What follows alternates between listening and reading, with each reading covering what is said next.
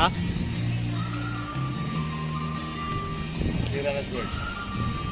Alright, now the numbers have been shuffled. Let us meet our great mathematicians. Noah. Noah is our That's a score. That's it.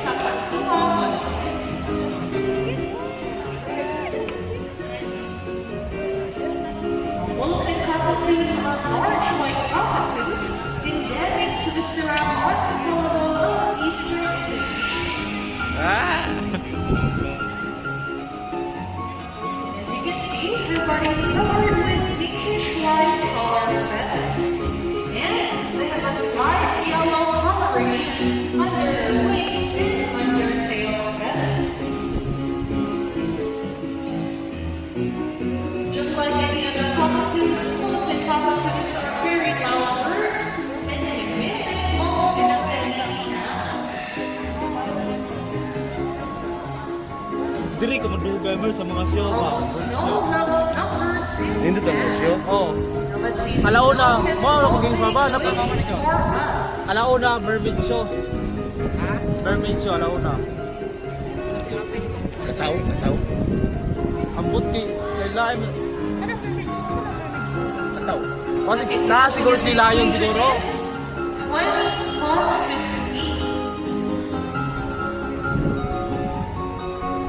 15. Si ate dito so.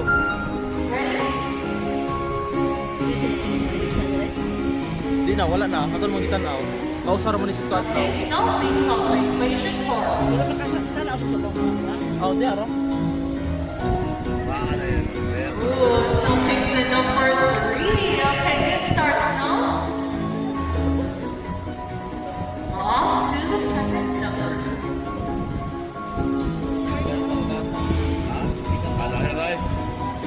And still picks the number 5. She answered it correctly. Give it up for great mathematicians. No.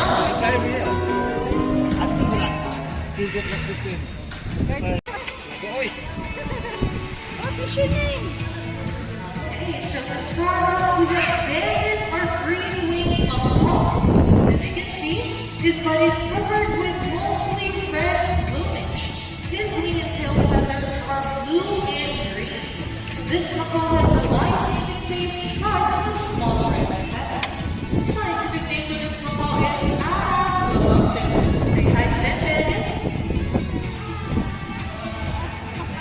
Oh, that's it for green-winged macaw, banded. Now on this side, we have woolly or blue and gold macaw. Igat kayo? Blue and gold has a beautiful shade of metallic blue on their backs and a solid shade of yellow on their bellies and in their wings.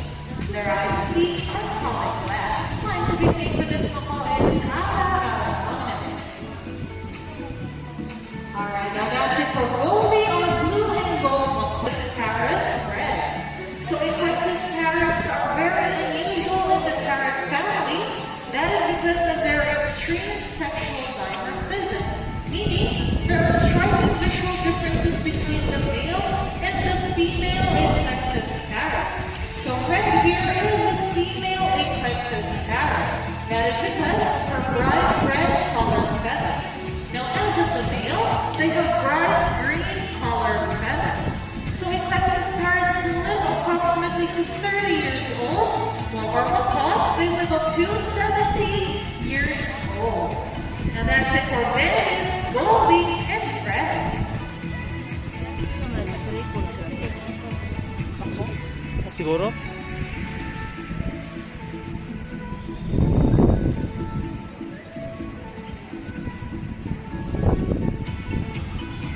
Now parrots in particular are known to be intelligent and perceptive. And just like kids, they do best when kept engaged not high. Here comes Bandit once again, and he's going to show us how intelligent he is by putting the shapes back to its correct spot. Even though this is a learned behavior, this is not possible without Bandit's intelligence, perception, and memory. Parrots have really good memory and can remember even the smallest details. And they use this skill in the wild to find food and shelter. May silver. Marcel. There you go, pretty intelligent, right? Round of applause for Bandit.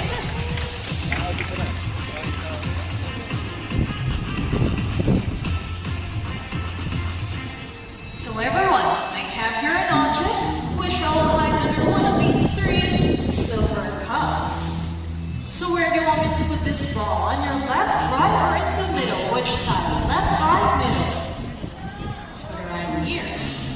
Now let's call it our psychic bird, Goldie. Alright, and then Goldie can finally get it on her forebox. Alright, Goldie, where could it be? And she found it across her psychic bird, Goldie. Tama na yan, oh. So for the next part of our show, we would like to show you our bird. Baka ng kwarto sa langgam. Our bunny bird, Blue. Baka ng kwarto sa langgam. Blue flies over